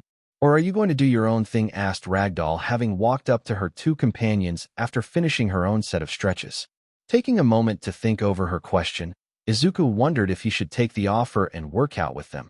But just as he was about to agree, an idea popped into his mind. Thank you for the offer, Tomoko-san. Don't call me that, it makes me feel old, yelled a pouting Ragdoll as she was flailing her arms in the air. Chuckling, Izuku couldn't help but find the older woman's outburst cute. Hi Tomoko-chan. Hearing this, the emerald-haired heroine stopped her flailing and gave the young man a large grin, while her team leader shook her head good-naturedly at her longtime friend's antics. Like I was saying, thank you for the offer, but I've actually got some special workouts I need to do, so I won't be able to join you too. Although if either of you need any help, I'm happy to assist, he said, already making a quick mental list of the exercises he had to do. Thank you, Midoriya-kun. We'll be back after a jog, so don't cause too much damage, okay? Said Mandalay, finally managing to bring the flush on her face down. Giving her another mock salute, he watched as the two heroines soon disappeared from his sight as they left for their run. Well then, I should get started as well. Front gate of U.A. Are you sure it's going to be okay for you to be gone for a couple of days, Nizu? I'm not sure it's a good idea to be leaving when the first years seem bent on trying to fight one another, said Recovery Girl as she finished taking count of her luggage. Smiling his usual smile, the principal of U.A. replied with a lazy wave. It'll be fine, Recovery Girl. Sure, at the moment some of the populace may seem unfit to be left alone for too long, but I have faith the teachers will keep them in check. Even though he had faith his staff could keep things in check, Nizu couldn't help but internally frown when a certain sleepy hero popped in his head, and the current state that was his heroics class. Giving him a shrug, the youthful heroine turned her head at the sound of her approaching vehicle. A few seconds later, the faces of a waving Pixie Bob and Tiger could be seen as they soon stopped in front of the two of them. "It's good to see you two again, Pixie Bob," Tiger-san. "I hope the trip here wasn't too bad," said Nizu as Recovery Girl and him easily put their luggage in the trunk before taking their seats in the car. "Nice to see you as well, Director Nizu. Hopefully we didn't keep you and Recovery Girl waiting too long," said Tiger as he began the trip back to their wood lounge. "Don't worry about me, Sonny. I may not be as youthful as I once was, but that doesn't mean I'm made of paper," said Recovery Girl as she began reading over what appeared to be a highly detailed medical exam. Hearing this, Nizu couldn't help but chuckle to himself as he noticed that she had chosen not to mention how she had woken up both Aizawa and Mike to help bring her belongings down, threatening them with her cane if they refused. Letting out a deep yawn, Pixie Bob stretched in her seat, excited to be heading back. "I hope we can get back quickly. Maybe we'll get lucky and get to eat some of Midori Kitten's cooking," she said, a blissful smile on her face, while some drool fell from her lips. Hearing this, Nizu became curious as he couldn't remember a time he heard about young Midoriya's cooking skills, while Recovery Girl looked at the cat-themed heroine with skepticism. "Are you talking about the same Midoriya that constantly gets himself hurt?" "I'm sorry, Derriere, but it's a little hard to believe that he knows his way around a kitchen," said Recovery Girl, having a hard time imagining the same young boy being able to cook without hurting himself. Hearing this, both Pixie Bob and Tiger glanced at one another before gaining large grins on their faces.